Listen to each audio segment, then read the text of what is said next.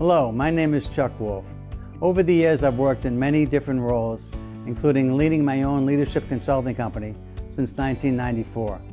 I've worked for and with some of the best companies and universities in the world, and have had the opportunity to work with government officials, military organizations, and public and private schools. I'm a leading expert and pioneer in emotional intelligence. Since 2009, I've been a volunteer hosting a radio show I created called The Emotion Roadmap: Take the Wheel and Control How You Feel. I really enjoy making a difference in people's lives. The show is on award-winning community radio station, WPKN in Bridgeport, Connecticut. In recent years, Simsbury Community Television has been sharing my shows on their station and on YouTube. My sincere hope is that everyone who watches regularly will learn how to use the Emotion Roadmap in their own lives by listening to people who call in to get help with challenges at work, home, and in communities. To learn more, go to www.emotionroadmap.com. If you have a comment or question, email me at cjwolf@cjwolf.com. Thank you and enjoy the show.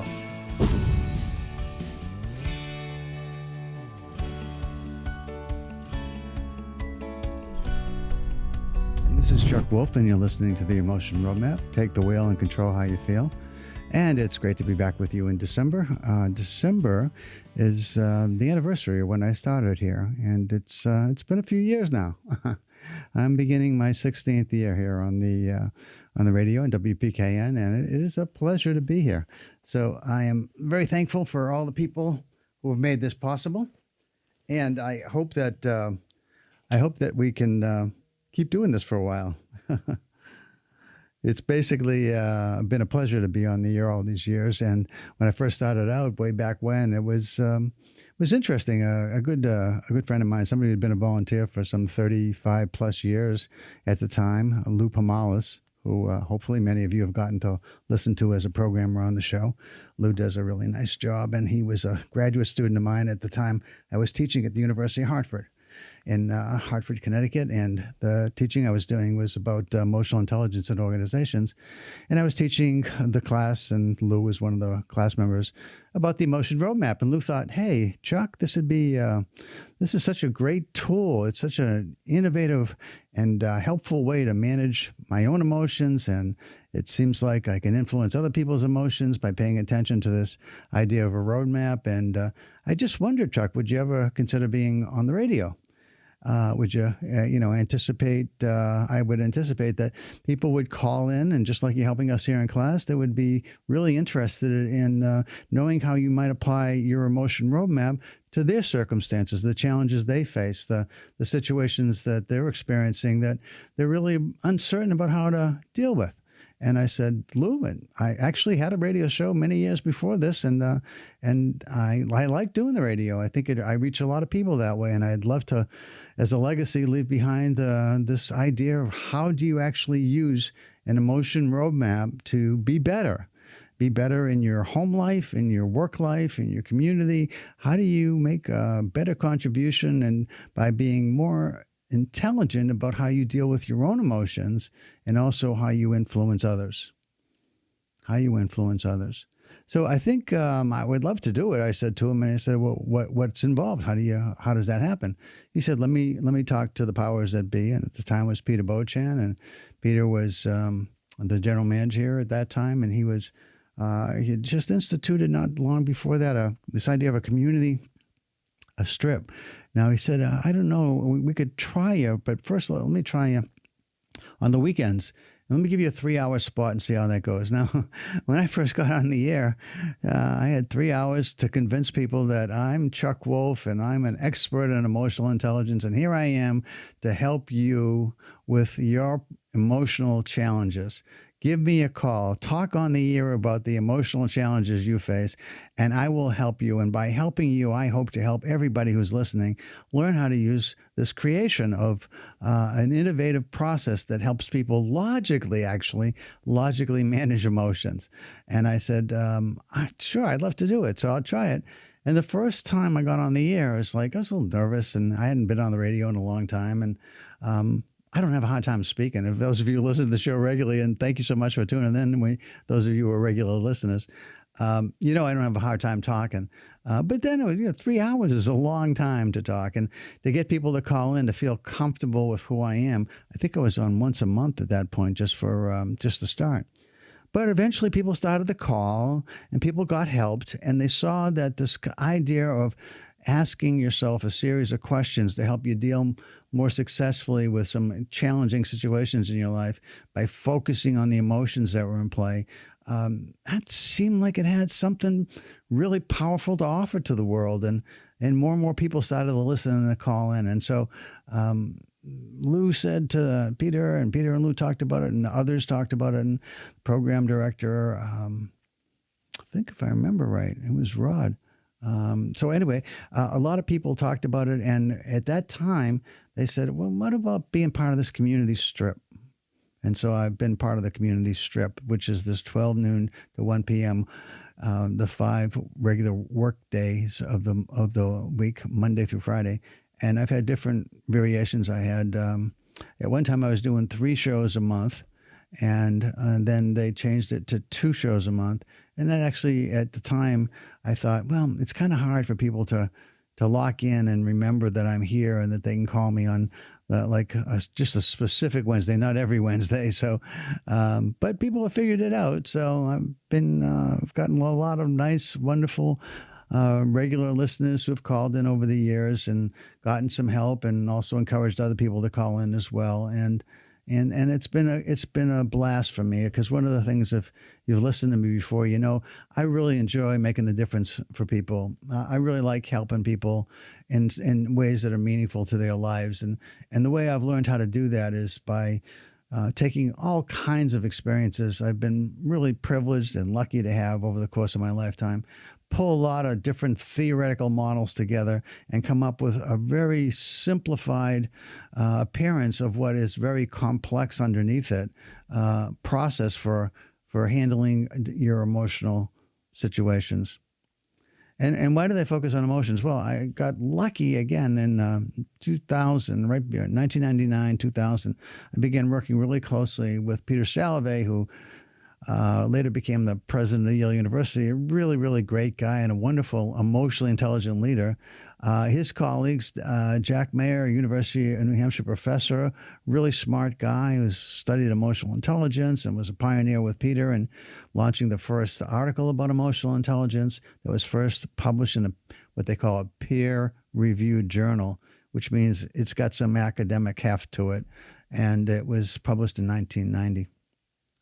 And then they worked very closely with another colleague of theirs, a good friend of theirs for many years, David Caruso, who had gotten to know me through a place in New York City where both of us were doing some work as subcontractors for a high-end outplacement firm at the time. Back in the late 1990s, you might remember, if you're old enough, that a lot of people were being laid off in New York City, a lot of financial services people. But they didn't want, when they laid people off, they still knew that when they were going to grow, they were going to have to attract really, really talented, very, very good investment people. This was in the investment business primarily. Lots of people were getting laid off in financial services, particularly in the investment community. And they paid a lot of money to firms to help those people find other jobs, other places, so that nobody would feel bitter about being laid off. They'd feel taken care of. They would get paid a bunch of money while they were trying to find a new spot, and they would get services. Some of the services were things that David Caruso would provide, like psychological assessments, and I would provide all kinds of services on leadership development, on organization development, organization behavior, on interventions, on change management, on team building, on leadership. Those were the areas where I was strongest at the time. And David approached me and he said, "Hey, Chuck, I've got these friends of mine who are the pioneers now in this new field that's just emerging called emotional intelligence, and we'd like you to work with us. You seem to have a gift for taking theory and making it useful to people. And we have a theory, and we have a model. We have an ability-based model of emotional intelligence that we've discovered." I say we, but it was Peter and Jack discovered, and they have worked with me to create a measure, a way of assessing people's emotional intelligence abilities. And we want to market that. and we want to figure out how to make it useful to people so that when we market it, we're not just selling something of interest, but something of value. We want it to be valuable, and we'd like you to help us make it valuable. So I had this experience where I started working with them, and what I conceived of pretty quickly was that the kind of writing that they did was very much for the audience of other psychologists. They were saying at the time that we have a new intelligence. And there'd be others who had said that there's a social intelligence, other kinds of intelligence. General intelligence is kind of the cognitive analytic intelligence that most of us are familiar with. If we know anything about intelligence at all, like an IQ would measure intelligence quotient, measures your cognitive analytic intelligence or general intelligence. And everyone was saying, nah, there's no other intelligences. That's really all there is. And then Howard Gardner had done something in the mid-2000s where he said, no, actually, there's something else out there, too. There's multiple intelligence. So there was other people looking at the field, but Peter and Jack's work struck a chord. And a lot of people attacked it initially. And so what they wrote about was validity and reliability of the data, of their measurements, of their, they discovered something theoretical that they were testing and modeling with all kinds of people from North America primarily, but all kinds of demographics within North America, Canada, and the United States. And, a bunch of people took their test and had some experiences that began to create normative data, and all of a sudden we had a measure of emotional intelligence. But again, so you might find out what your abilities are, but what do you do when you find that out? How do you get better? And that's what I was brought in to help with.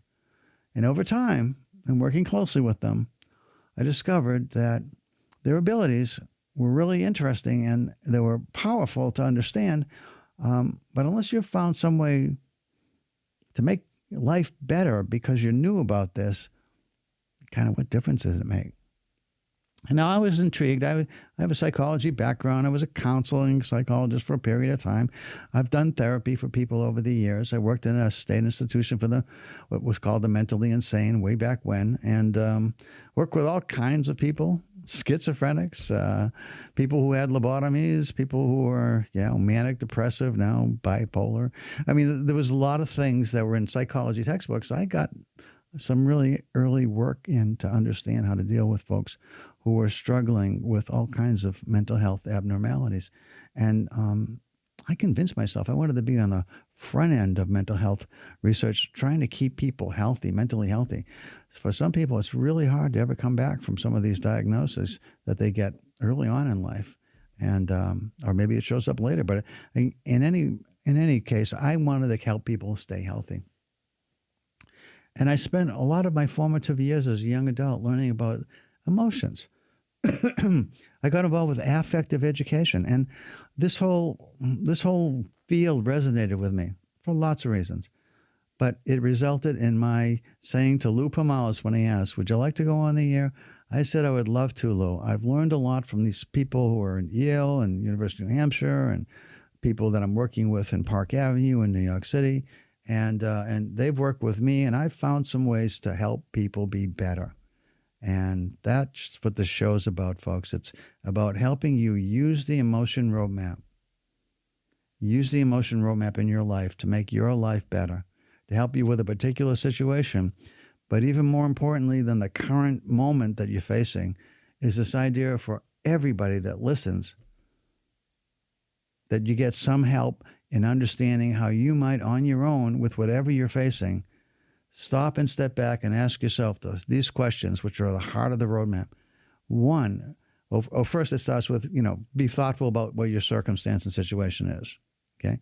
Think about your context. Think about who's key. Sometimes it's just something internal that you're struggling with inside yourself. Other times you're dealing with other people. And sometimes you're dealing with lots of other people, but usually I find even though you might be dealing with a group or a large audience or an entire company of 5,000 to 100,000 employees, there's usually some key people that matter most. And I don't ask myself how everybody's feeling. I do ask myself, though, who's key to what I'm trying to get done? If I'm working with a large company on change, who are the most senior leaders and who are some of the influential leaders that may not have a title, but people really respect and value their opinions and their thoughts and their ideas. Who are the people that I need to influence, and how are they feeling? So the first question focuses on who's key and how is each key person, including myself, feeling. The next question is about not just perceiving how people are feeling, but the idea of use of emotion is this other ability that Peter and Jack theory measures with David's help. How do they actually capture?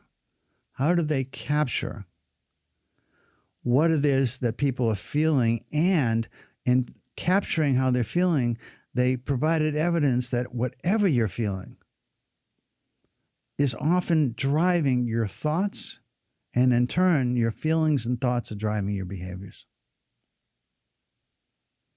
So they talked about this experiential part of emotional intelligence is that you perceive how you're feeling and how somebody else is feeling when you're trying to get something done with another person, or just internally you perceive how you're feeling about a conflict that's internal to just something you're trying to decide within yourself. Whether it's just you alone or you and other people, it's what is the current feeling for you and other key people. So it's like managing change. What is the current state? And the future state of this incredible future vision that sounds so compelling. A friend of mine once talked about the vision being teleological, like a moth drawn to flames. The vision's so compelling, you can't wait to achieve it. So in my concept of this roadmap, I said, what is it I'm feeling? And how is that feeling influencing what I'm thinking and doing? And if the feelings I have are not helpful, is there a better feeling? Because another thing I learned from Peter and Jack and David is that certain emotions are better for particular circumstances than other emotions. So while our feelings are always interesting and informative and important to understand where they originate from and why we're feeling what we're feeling, sometimes they're not helpful. And when they're not helpful, the second part of the roadmap is to ask yourself, what would be better to feel, even ideal to feel for me and for whoever's key? And third, how do I get there? That's the idea of a roadmap. How do I get from Bridgeport, Connecticut, where we broadcast on WPKN? How do I get from Bridgeport if where I'm going next is back to Simsbury where I live, or Boston where I have relatives, and wherever it is I'm going? How do I get from one place to another? How do I get from one feeling to another was my concept of a roadmap. A good friend of mine came up with the idea of, why don't you call it an emotion roadmap? That was Bruce Alster. He actually might be listening today. He's driving through, I think. He's driving back from Boston to New York today. So Bruce, if you're listening, thank you for naming the emotion roadmap. Now, the emotion roadmap is this idea of, hey, sometimes I'm feeling anxious and I want to feel confident. Sometimes I'm feeling lazy and I want to feel motivated. Sometimes I'm feeling very distrusting and I want to feel trustful. How do you get from where you are to where you think ideally you want to be? So it goes from what am I feeling for you and for anybody that's key? What would be ideal for you and the key people? And then how do I get there? Understanding is strategic. Mayer and Salve and Caruso called the use of emotions and the perception of emotions experiential. What we're feeling, what we're perceiving, making us think and behave in certain ways is what we're experiencing. All that then leads us to look at, is it working? If it's not working, we become strategic. Try to understand why we're feeling what we're feeling and what we can do about it. And then from being strategic and understanding what we're doing and what we're feeling and why we're feeling that way and what we might want to feel that would be more ideal to feel, how do we get there? And we start thinking of different scenarios. And just like your brain processes any problem-solving conundrum that you find yourself in, you start to think about, well, what if I did this? Or what if I did that? Or what might work here with me? How is that different than what would work for the other person that's key to what I'm trying to get done? So how do I get the feelings I want for myself and for the others? And then you think of those different strategies. And then what they also said you have to be able to manage, and one of the other abilities they talked about was managing emotions, managing your own emotions, what happens inside of you, as well as managing externally and influencing the emotions of others. So from starting with what am I feeling, how is it making me think and behave, and then if it's not what I want, what would be more ideal to feel? How do I get to what's more ideal? What are some possible ways to move forward to make happen what I want to have happen? And then to manage it. And manage it is like, if I have a strategy that I really feel like I'm capable of doing, sometimes it involves time, money, energy, and lots of times it involves skills. But if I have all the things that I need, so I'm capable, I can answer, yes, I'm capable of that strategy. Then I got to answer, am I willing? And the curious thing about that is, if you've got a conundrum in a such situation that's problematic and you want to solve it and you have a strategy that you're capable of executing, why wouldn't you just do it? There's lots of reasons. There's lots of reasons attitudinally, and if I have time, I'll tell you a little story about one of them just as an example. But the point being that sometimes you have reasons that are deep-rooted, that are reasons why you might not want to do the strategy that you're capable of, but attitudinally you're just really unwilling, or you're only partially willing, you're not really committed to it. So that's not really an emotion-based plan that's got a really healthy chance of working. When you want to be sure that you have a plan that's got a good chance of working, you basically look at, well, I have a plan, I know I'm capable, and also, yeah, I'm willing. I'm actually really anxious to start it. I really feel good about the plan. That's what I've been helping people with for the last, all these 15 years now that I've been doing this show. So that's how it all works. And Lou asked me, could I come in and do this way back when? And this is now my 16th year doing it. So I want to thank all the people that were helpful along the way. People currently in charge, Peter Boshin when he was general manager here, Steve DeConstanza, who was very helpful to me over the years. He was here as GM. Now Valerie Richardson, Rod Richardson. Lots of people have been really helpful. Now Brendan's helpful. Lots of people have been part of the involvement of what the show's become.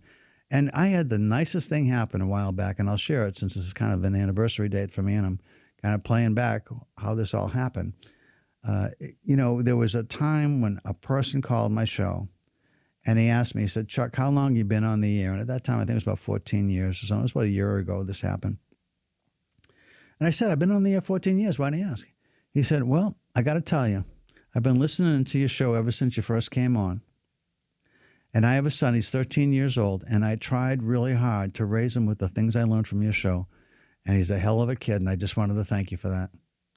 And I thought to myself, wow, I know I've tried to be helpful to people in the moment on a particular task or situation that they're facing. I never really thought about this as, of course, I didn't know how long I'd be on the air. So I said, I'm so thankful you told me that. It's such a different way for me to appreciate that this experience of trying to be out on the radio waves and making other people aware of some of the things I've learned that have been so helpful in my own life. Part of the reason I'm passionate about this is that I had a lot of emotional needs myself growing up. And when I found all these tools, I've been using them with myself. All during the time I've been involved with psychology and emotional intelligence, I'm constantly looking to see, can I be the best possible version of me? And partly the best possible version of me feels like it's when I'm helping other people be the best possible version of themselves. So I want to thank everybody who's been listening all these years and for all the good feedback. And I'm glad when people can actually call me up and say, hey, you know what we talked about sometime back in the distant or recent past? It actually worked and was really helpful. And it's always nice to hear that. I don't always necessarily think anybody's going to call back because most of the time you got something you're really pressing and it goes away because we figured something out and you got the help you needed. You're not thinking about it anymore mostly, and that's fine. I'm just happy to help you. Now, having said all that, I want to again thank all the people at WPKN for the opportunity to have been on the air all these times. I am going to start a new podcast with Brendan's been thinking about how to get the podcast up and running. Hopefully this is the first show. And that's why I thought it would be useful to kind of go over the history of this. So the concept of the show is called the Emotion Roadmap. Take the wheel and control how you feel.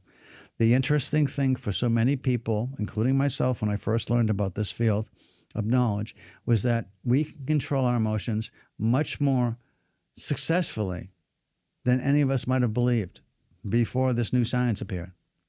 And we not just to control them, to like lower our anger or to try to be calm in a moment, take deep breaths. I mean, there's lots of ideas about things that you can do to help to manage stress and alleviate anger, et cetera. And a lot of that's good. But what I've tried to conceive of is an overall strategy to think about not just lowering the temperature on something internal that's happening inside of you that is in your way to getting through the day or having a conversation with somebody you need to talk to, but instead actually a process to live with, to embed inside of yourself, and to think anytime you're experiencing a situation where all of a sudden the hair stands up on the back of your neck, or something just makes you uncomfortable, you begin to feel a bit of indigestion, or something in your head, you start to feel pressure somehow, and something doesn't feel quite right. Whatever it is that alerts you to that, and we're a little different in those things, but you tend to have some of the symptoms I just talked about. When you know what your own symptoms are, that alerts you to the fact that what you're feeling doesn't seem to be helpful. Understanding where feelings come from. Feelings come from a variety of sources. An immediate event just happens in front of you. You react to it and you feel something. You read something. You learn something. And you have feelings about all of these things. And so feelings come from your surroundings and what's immediate. But feelings also are embedded in us from the time that we're young children. And some of those feelings aren't always rational anymore. They might have been useful when we were kids. If we had a parent that yelled at us a lot, we might have gone into a shell just to protect ourselves. But now in a heated discussion, we might go into that shell again, and we don't have to. We're not little kids anymore. We are adults and grown-ups and able to defend ourselves and to speak even in the heat of an argument. And we can be successful, and we don't have to be scared the same way we might have been when we were 3 or 5 or 7 or 9 or 12 or 14 or whatever it might have been. But those feelings still bubble up. Things from our past come back, and were designed to help us. Charles Darwin was the first one to say this. He said, feelings, our emotions are designed as an evolutionary system to protect and defend us. That's why we struggle so much with criticism. I've got my first caller. Here we go. Hi, this is Chuck. You're on the air. Who's calling, please? Hello, this is Stephen from Bridgeport. Hi, Stephen. How are you? Well, I've had better days. And okay. I'm calling to, I know this is like a pretty wide question, but is the difference between an anxiety and a PTSD type issues? Okay. How do you sort of tell the difference between which one's which? Well, are you familiar with the idea of a Venn diagram? No, I am not, but I'd be happy to look it up. No, well, I can tell you. I mean, basically, the Venn diagrams are like circles that here's a circle that says anxiety, and here's a circle that says PTSD. And what you see when you put the circles near each other is that much of the behavior associated with both of those things looks very similar. Would you agree? Overlap. Okay, I see. It's an overlapping circles. I see. Right. And so sometimes the anxiety comes from many different places. People feel anxiety for all kinds of things. Sometimes they're inside their homes. Sometimes it's just inside themselves. Sometimes it's, something external. More internal than okay. Yeah, but it's all over the place. PTSD is usually associated with a particular experience or several experiences similar in nature that just seem to pop up out of nowhere, right? And then they just kind of drag you down, and it's like it seems like it comes. Nothing's happening around you that says I should be feeling this now. Yeah, okay. So the difference might be that anxiety is you can kind of look around you and see where the anxiety in the moment is sort of originating. But PTSD goes way back when somebody experienced, obviously it happens a lot with veterans and their experiences and, in battle, in warfare, obviously. Those are the places where you typically think it comes from. But it can come from other things, too. It can come from a horrible breakup or divorce that happens over many years. And, so it can come from different places. But we tend to think of it associated with warfare, I think. A physical issue. Yeah. Well, that's helpful because I keep sort of rehashing the issue the accident in my head, and it pops up in my head when I don't want it to be there, and wasn't sure if that was a PTSD or an anxiety issue. Well, if something, again, they overlap a lot, Stephen. So I think something that makes you anxious might trigger it. Mm-hmm. But you go back to something that has nothing to do with that, but you started to feel somewhat anxious, and all of a sudden you're feeling triggered by the PTSD event. Yeah, Does so that it's probably sound right? best to seek some assistance and have some evaluation, I guess. Oh, sure. I mean, first of all, I think everybody benefits from somebody who wants to listen to them and is willing to really listen and be helpful. If you go to somebody who's a therapist and they have a skill set that's designed not only to listen effectively to you, but also to perhaps provide some guidance about what you can do with it. I can tell you take a second and just tell you that this concept of an emotion roadmap would be designed to work with either of those circumstances. Now, again, it's not like this is simple to deal with. Obviously, these are things that take years sometimes to work at. But one of the ways that you might think about this that might be helpful is, well, first of all, are you asking for some help with that?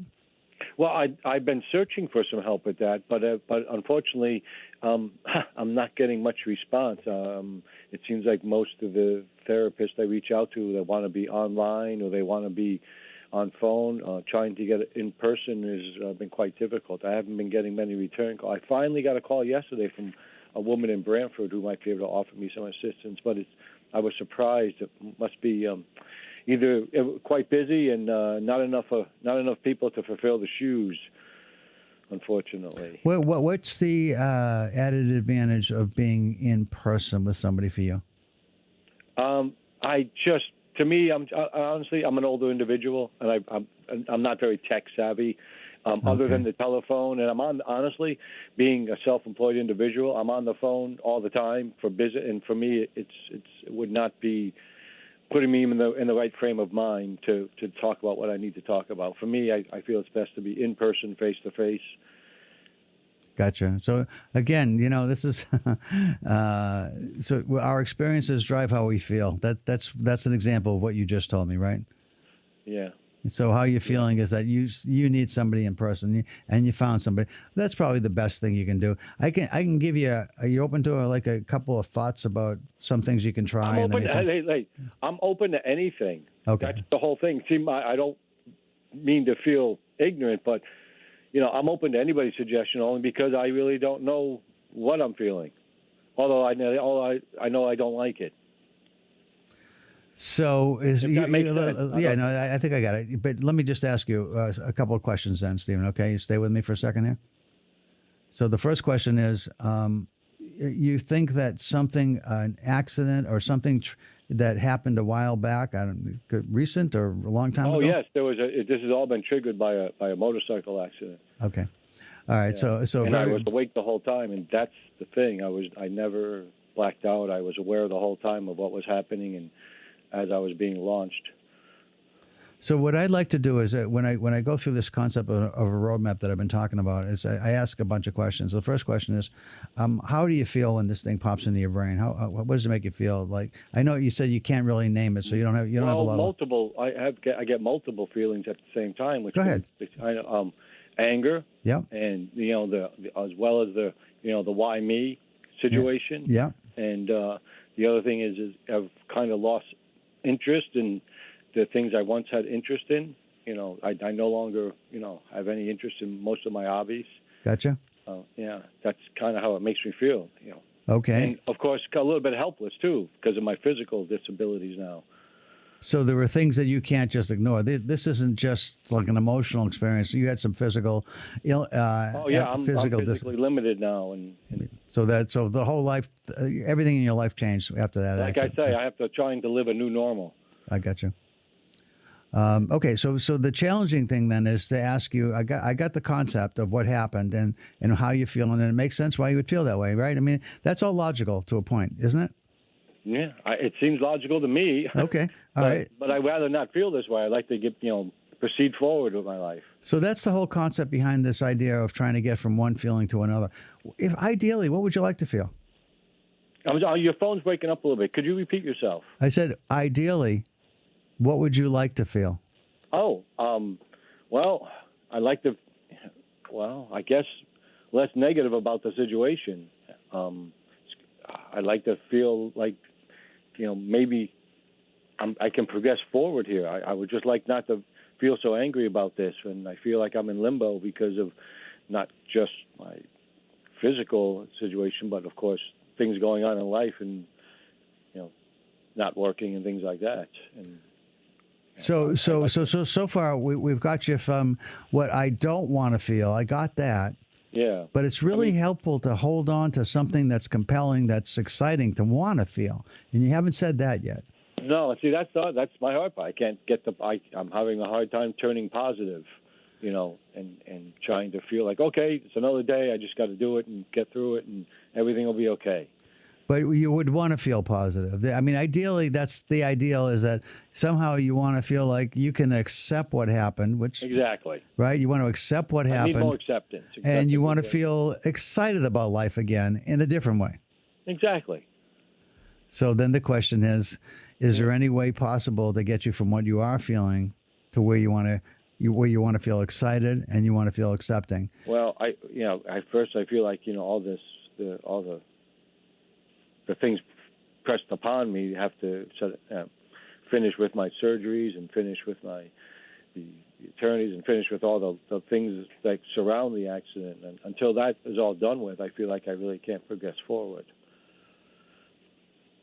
There's a piece of you that's holding on though, Stephen. You haven't let go and you haven't given up, and that's why you made the phone call, and that's why you keep trying to find a therapist who'll see you, right? Yeah, that's what I'm hoping for. Mm-hmm. So there's a piece of you that is trying to emerge victorious, and another piece of you that's holding you back, saying, "Why me? Damn it all! It never should have happened." And right, it never should. Right, exactly. You nailed it. I think you got it. That's exactly how this never should have happened in the first place. Why me? I did nothing wrong. This was thrusted upon me without my asking. So let me ask you this. You said you're older, so you've been around a while. I'm sure you've heard it's not about when you get knocked down, it's what you do when you get back up. Yep. Right. So I'm sure you've heard that, and you're struggling with that and trying to figure out what the hell do I do now that I'm trying to get back up here.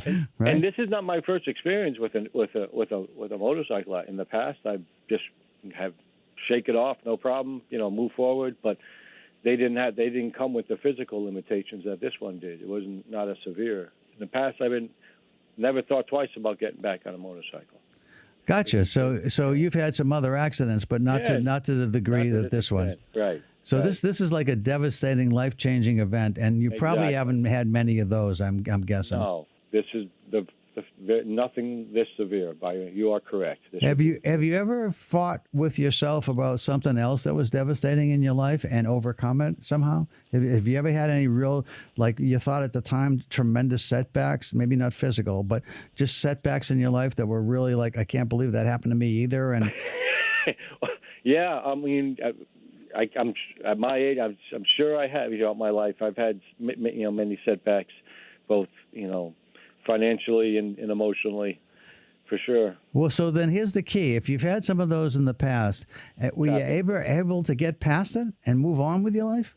Well, sure. Just, and usually I hate to use the term, but that was just sort of just trying to ignore that and move on, and that was that, and now we got to move forward. But this time, with the physical limitations, I'm reminded every time I move. So somehow the experience of getting past it and moving on, that you were able to pick yourself up when you got knocked down in other ways, you were able to get past that somehow, but you didn't have the physical limitations. That's what you just said, right? Yeah, that's for me the biggest part right now. Okay. Is trying to deal with because I'm such a prior was a very busy person. I'm a self-employed person. I'm busy all day long, every day. But now I'm not. So is there something from your prior life and your prior hobbies that you can still do, or does it all have to be created from scratch? Well, I guess I feel like I have to start over because most of the things I would do require the ability to use my hands better. And since I can't use my hands as well or lift things as well as I could, I'm sort of limited in the choices of the things I can do for my hobbies until maybe a year from now, once I start healing better, or 8 months from now, I might be able to get back to those things. But I kind of feel like I'm in limbo, not being able to, start anything new or go back to the things I used to like. So let's take a look at this as dispassionately as possible. And if I can, I offer you a thought about my work here that would be helpful. I think. Yeah. So what I'm thinking is that some of the hobbies that you had demanded physical abilities that you no longer have at the moment, at least, right? Correct. Right. And so while when you first started out and you were first growing up and just becoming an adult and deciding what you were going to do with your life and how you're going to manage your life and whether you were going to ride motorcycles and do things with your hands or whatever it was that you decided that you wanted to be doing, you started out as a kind of naive young person like all of us do. Yeah. And now you got wisdom, you got age, you got a lot of experience. And I think you need to take a deep breath and say to yourself, I'm not going to be who I was, but the excitement is, who can I be? Who can I become? And that's what I keep trying to tell myself. I have to learn to live a new normal. And I just got to find what that is. But you're not starting from scratch. You're not starting at 20 years old or whatever you are. No. You got a lot of years of history and a lot that you can draw on is what I'm trying to say. That I think if you can begin to think about, hey, I got a world of knowledge and experience here. And some of it was all based on the things that I can't do anymore. But there were things I did that didn't depend on my hands and didn't depend on some of the other things that I counted on. And I want to see if I can find some way to start writing things down and start looking at them and crossing them off the next day if they don't really make sense. But just writing down as much as I can think of about what might work.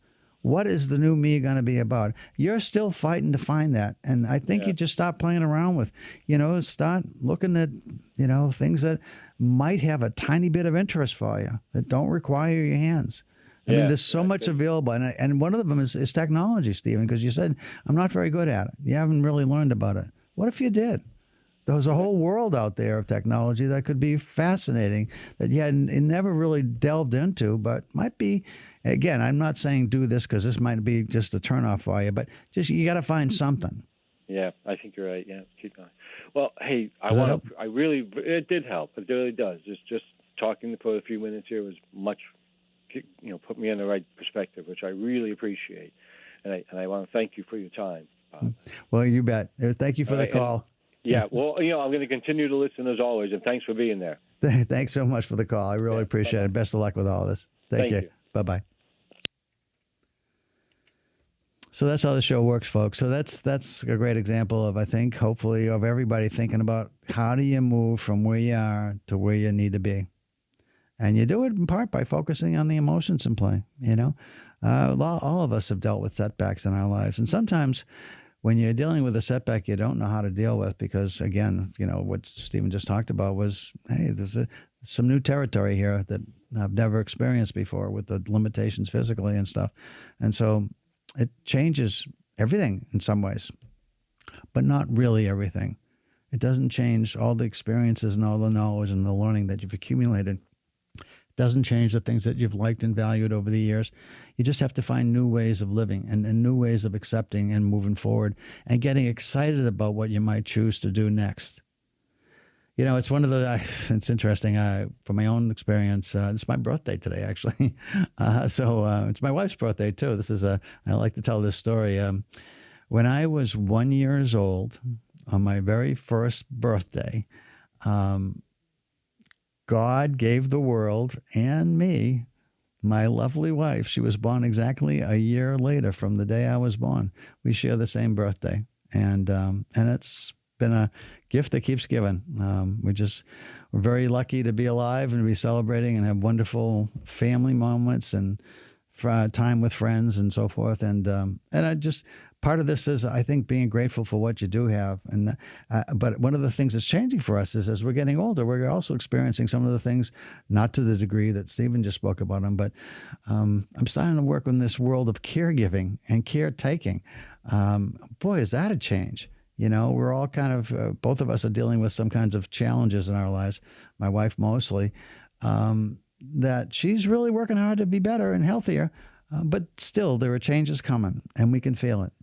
And one of the people, some of you who listen regularly know that I've talked about this, but I'm excited about this now.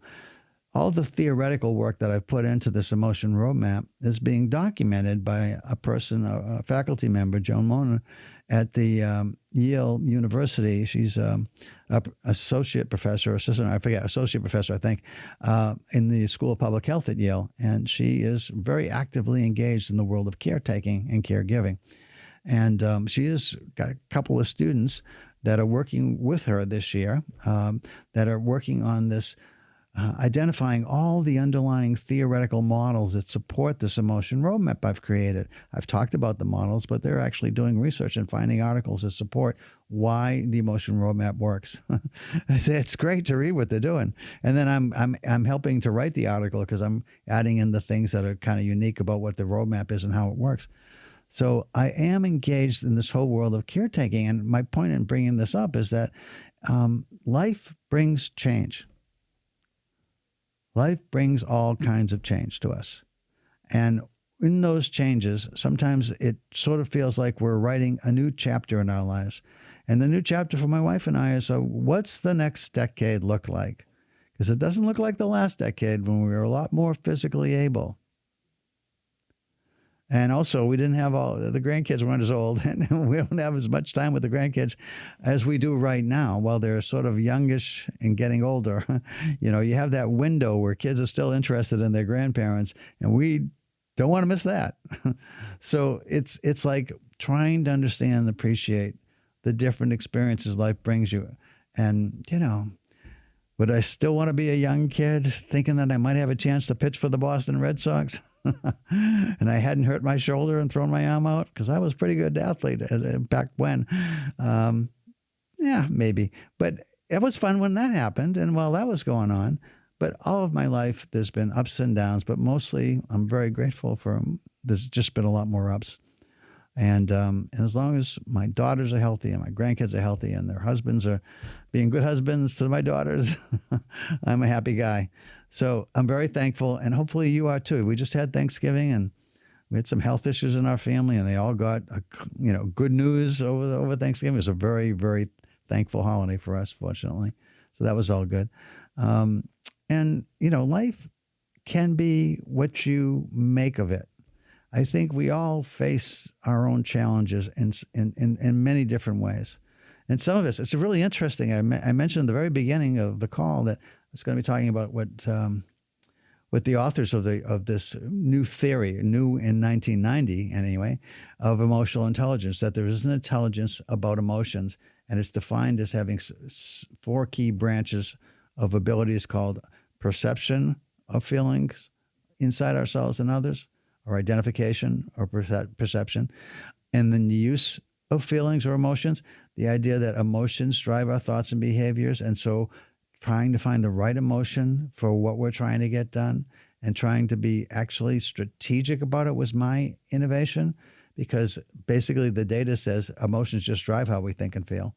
And I said, if we know that there are emotions that are better for certain circumstances, and what we're feeling, we're clear, is not helpful in terms of the thoughts we're having and the behaviors that seem to be showing up for us, then maybe we should think about making it strategic, even if the data doesn't support it. It's sort of an inside baseball, inside psychology story. People need data in psychology to buy into what you're suggesting is a good idea. And I don't need data. I need results. I need things that work. That's what I'm good at. I'm a practitioner. I'm somebody that wanted to help Stephen find a better way to feel about a circumstance that was devastating, right? So I think it's important to think about whatever you face, however you face it. What are you feeling? What would be ideal to feel? How do I get from what I'm feeling to what's ideal? And what am I, for the strategies that actually might make that possible, what am I actually willing to do and able to do? What am I willing and able? That's the next step, Stephen, if you're still listening, is trying to think of a number of things that make sense to you, that are possible to move you from where you are right now to where you want to be in this next chapter. And as I think about writing a next chapter, part of me is worried about some of the things that I can't do that I used to be able to do, and some of the challenges that we're facing that we weren't facing before. But at the same time, writing a new chapter is exciting. there is a piece of me that's excited about how do we deal with what comes next. Every chapter has its share of challenges, its successes, its failures, and hopefully from any failure that any of us might have, and we all have them, they don't repeat themselves. We learn from them. Failure is part of life. Learning from failure isn't necessarily part of life, but that's the way to make life better, is you learn from any time you might fail. So, I got time for one more caller, I guess, if you want to call. So number's 203-336-9756. 203-336-9756. I'll give you a minute if I don't hear from somebody. Oh, here we go. Hi, this is Chuck Wolf. You're on the air. Who am I talking to, please? Chuck, you're talking to Israel from Bridgeport. Hi, Israel. How you doing? How are you doing? Good, thank you. How are you? I'm doing okay. Happy birthday to you and your wife. Thank you so much for saying that. All right. I'm in a 12-step program. I have been for several years. Uh-huh. And I'm facing some challenges. Both my husband and my brother are suffering from cancer. And, Wow. I try to keep a positive outlook. Yeah. But it's not always easy. I'm getting emotional right now, and I'm surprised because that doesn't usually happen. Yeah. What I try to do is I try to keep a positive outlook, and it has to come from within me. It can't come from anywhere else. Right. So what I do is pretty simple. I try to treat people as though I were happy to see them, and for the most part, it's a two-way street, and it comes right back to me. That's lovely. The other thing is I want to thank you for your emotional roadmap. The idea of how do you want to feel and what do you have to do to get there has been very helpful to me. Great. Thank you. I mentioned your show in a 12-step meeting once, and it was rather well received. Great. But I guess what I'm trying to say is that you have to dig deep within yourself and find a light. Find a positive reason to move forward because my husband is African American, and one thing I've learned from African Americans in general is you just move forward and stay positive, and that seems to be that's the mantra I try to live. It's usually easy until I start talking about specifics. Sure. No, But, you're dealing with some tremendously challenging circumstances that anybody would be upset by, Israel. But you also seem like you've got a real good handle on what's happening emotionally, why it's happening, and what you can do to deal with it. Well, I always try to be responsible, and this is just one more time to step up to the plate.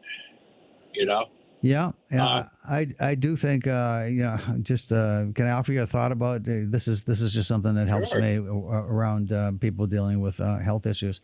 I appreciate it. Yeah, I mean, part of me recognizes that we all got this certain amount of time that we're here on the planet, and it's not unlimited, obviously. So we all going to have some time at some point that we go. But what happens after that? And this is where I'm very practical about the way I think about things, I believe. And I thought, well, none of us really understands what happens when we die. I mean, there's some cosmic thing that happens. I mean, we're all kind of made up of energy and matter and things like that, and it all it reconfigures itself somehow, and that happens. But as far as is there something else afterwards, an afterlife of any kind, there's always been quite a bit written about it, but nobody, of course, really knows. And I thought, well, then you have a choice. You have a choice of thinking about, well, is there something afterwards? And if there is, great. And if there's not, then there's nothing. And if I go into this thinking that I think there is, because I see no upside to thinking there isn't. It's just for practical, and so when I think about it that way, though, it helps me to deal with death and dying. And it helps me with the idea that somebody is moving on to a place that's actually at some point I'll see you again. And of the people that are gone and I'm missing them, when you get there, say hello to these other people if you get to meet them. And I've actually said that to people in my own family, relatives who are dying, and it's given them some comfort. Say hello to my mom, say hello to my dad when you get there. And if I'm wrong, I'm wrong, but none of us will ever know, but maybe I'm right. And if I'm right, I'll be able to say, see, I told you so. Yeah, well, I don't have any belief in an afterlife. My father was a rabbi, and he was also he believed he was the Messiah. So I grew up in a very unusual household. That's unusual, yep. I remember he wrote a book, and I remember reading the foreword of the book, and in it he said, well, they're all religions, and they all claim to be the one true religion, and that just can't be. There's either one is true or none is true, and I chose the none is true route. Well, Israel, I'm gonna have to stop you because my show ends. I can't help. I can't do anything about it. But first of all, it's a good show, and I thank you so much for being there. I listen to you every other week. Thank you so much. I appreciate it. I'm on the first and second Wednesdays of first and second Wednesdays. First and second. There you Okay. go. Great to talk to you, Israel. Thank you so much for calling. Okay, thanks, Chuck. And good luck with everything. And hopefully I've been a bit helpful. Thanks for the call. Take care now. So much. Maybe we'll speak again. Okay. Bye-bye. Bye-bye now. Well, that's my show, folks. Hope you enjoyed it. I'll be back next week. I'm here the first and second weeks. I'm Chuck Wolf, and you're listening to the Emotion Roadmap. Take the wheel and control how you feel on WPKN 89.5 FM, streaming on WPKN.org. Bye-bye.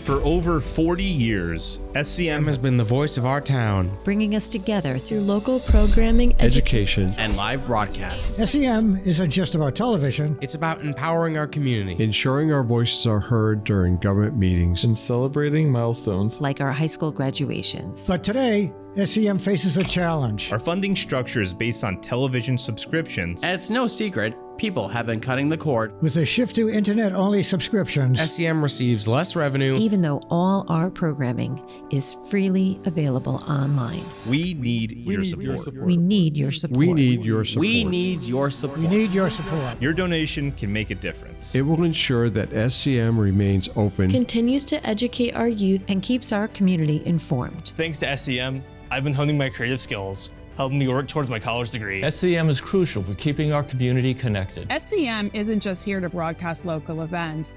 They're actually preserving Simsbury's history. Join us in preserving Simsbury's voice. Simsbury's voice. Together we can ensure that SCM continues to thrive for generations to come. Visit our website or scan the QR code on your screen to make your donation. Every contribution counts. Thank you for supporting Simsbury Community Media, where your town, your schools, and your government come together.